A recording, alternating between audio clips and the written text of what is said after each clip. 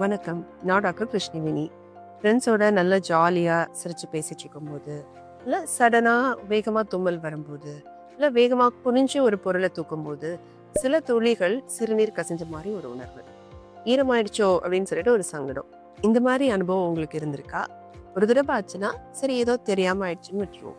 But இதுவே ரெகுலரா ஆச்சுன்னா, இருமும்போது, சிரிக்கும்போது, இப்படி லீக் ஆனா, ஐயோ! 4 பேருக்கு முன்னாடி இப்படி ஆயிட்டா என்ன பண்றதுன்னு பயந்துட்டு வெளிய போறதுக்கே தயக்கமா இருக்கும். ஸோ இந்த மாரி பிரச்சனை உங்களுக்கு இருந்தா பயப்படாதீங்க.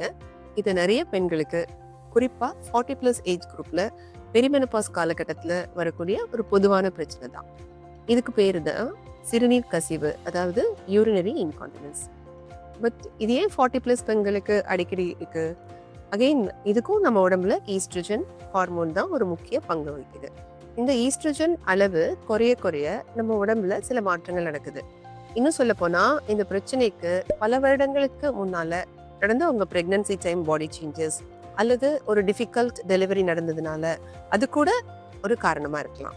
நம்ம சிறுநீர் பை, அதுல இருந்து சிறுநீர் வர குழாய், இதெல்லாம் தாங்கி பிடிக்கிறதுக்கு நம்ம இடுப்பெலும்புக்கு கீழே பெல்விக் ஃப்ளோர் நிறைய தசைகள் ஒரு வலை மாதிரி இருக்கு. ஒரு ஊஞ்சல தாங்கி பிடிக்கிற கயிறு மாதிரி வச்சுக்கோங்களேன். ஈஸ்ட்ரோஜன் குறையும் போது இந்த தசைகளோட வலுவும் எலாஸ்டிசிட்டியும் கொஞ்சம் குறையுது. இந்த grip கொஞ்சம் லூஸ் ஆகுது. அதே மாதிரி சிறுநீர் குழாயை மூடி வைக்கிற வால்வ் மாதிரி செயல்படுற தசைகளும் கொஞ்சம் பலவீனமாகலாம். அதனால வயித்துக்குள்ள அழுத்தம் அதிகமாகும் போது, அதாவது நம்ம சிரிக்கும் போதோ, இருமும் போதோ, தும்மும் போதோ அந்த அழுத்தம் சிறுநீர் பையை அழுத்தி பலவீனமான அந்த வால்வ் வழியா சிறுநீர் லீக் ஆயிடுது. ஒரு டேப்ல வாஷர் சரியில்லைன்னா தண்ணி சொட்டுற மாதிரி தான் இதுவும். இதுக்கு என்ன பண்ணலாம்? இதெல்லாம் இனிமே இப்படிதான் அப்படின்னு விட்டுற வேண்டியது இல்ல. முதல் கட்டமா நீங்களா செய்யக்கூடிய ஒரு முக்கியமான பயிற்சி இருக்கு. அதுக்கு பேரு கிகல்ஸ் எக்ஸசைஸ். இதை நிறைய பேர் கேள்விப்பட்டிருப்பீங்க.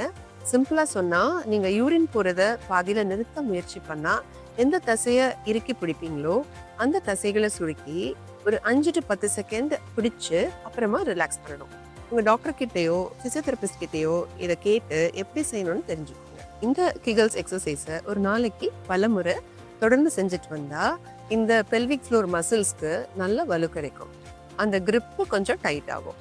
உங்க சிறுநீர் பை முட்டி ரொம்ப நிரம்புற வரைக்கும் காத்திருக்காம நீங்களாவே ஒரு குறிப்பிட்ட நேரத்துக்கு ஒரு வாட்டி யூரின் போறத ஒரு பழக்கமாக்கிக்கோங்க. இப்படி செய்யும்போது பை ரொம்ப நிரம்பி வழியறதுனால வர்ற கசிவையோ அவசரமா ஓட வேண்டிய தேவையும் ஓரளவுக்கு குறைக்க முடியும்.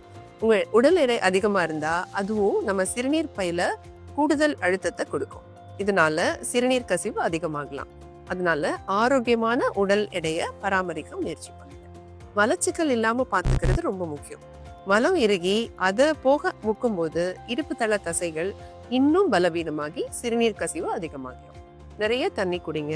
நார்ச்சத்து அதிகமா உள்ள பழங்கள், காய்கறிகள், கீரைகள் இதை சேர்த்துக்கோங்க. காஃபி, டீ, கோலா மாதிரி கேஃபின் அதிகமா உள்ள பானங்களையும் ரொம்ப புளிப்பான பழச்சாறுகளையும் கொஞ்சம் குறைச்சிக்கோங்க. இதெல்லாம் சிறுநீர் பைய உறுத்தி அடிக்கடி சிறுநீர் போக தூண்டும் அல்லது சிறுநீர் கசிவை அதிகமாகும். இந்த செல்ஃப் கேர் டிப்ஸ் எல்லாம் ஓரளவுக்கு ஹெல்ப் பண்ணலாம். பட் இது உங்களுக்கு ரொம்ப தொந்தரவா இருந்தாலோ இல்ல உங்களோட ரொட்டீன் லைஃப் இது பாதிக்கிற மாதிரி இருந்தாலோ இந்த வயசுல வர பிரச்சனை தான் சகிச்சுட்டு போகணும்னு அவசியம் இல்லை. தயங்காம டாக்டர் கிட்ட கன்சல்ட் பண்ணுங்க. சிலருக்கு மெடிசன் தேவைப்படலாம், சிலருக்கு பிசியோதெரப்பில சரி செய்ய முடியும். ஒரு டாக்டரை பாருங்க. உங்களுக்கு எந்த மாதிரி இன்கான்டினன்ஸ் பிரச்சனை இருக்கு, அதுக்கு என்ன காரணம்னு சரியா பார்த்து அதுக்கேற்ற ட்ரீட்மெண்ட் கொடுக்க முடியும். உதாரணத்துக்கு கீகல்ஸ் எக்ஸசைஸ் பண்ண கூட சேர் இருக்கு. நீங்க பண்ண வேண்டாம், அதுவே உங்களுக்கு இந்த எக்ஸசைஸை பண்ணிடும். இதை பத்தி அடுத்த வீடியோல சொல்றேன். ரொம்ப யூஸ்ஃபுல்லா இருந்திருக்கும்னு நினைக்கிறேன். தேங்க்யூ.